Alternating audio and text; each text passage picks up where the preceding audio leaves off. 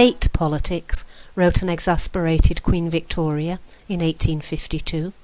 but it was a subject which she could not avoid, as each day the red boxes arrived on her desk, filled with parliamentary papers, reports of debates and documents requiring her signature. Although, as a constitutional monarch, she was powerless to make laws, she had a right to be consulted and a duty to advise her ministers, and despite her protestations that women were not born to govern, her political influence increased as her reign progressed.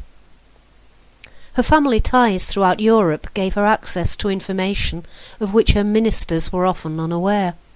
and her many years of experience of dealing with men of different political persuasions gave her, in the words of Disraeli, an advantage in judgment which few living persons and probably no living prince can rival. Of the 10 Victorian Prime Ministers, there were some, like the maverick Palmerston, who never ceased to exasperate her, while others, like the charming Disraeli, could do no wrong in her eyes. From the dour and the dull to the eccentric and flamboyant, they came and went through her palaces, and their extensive communications show that far from being the perpetually mourning and self-absorbed widow of Windsor, she continued to play an active role in the political life of the country and the empire from the earliest days of her 62-year reign to the final weeks of her life. My new book, Queen Victoria and Her Prime Ministers,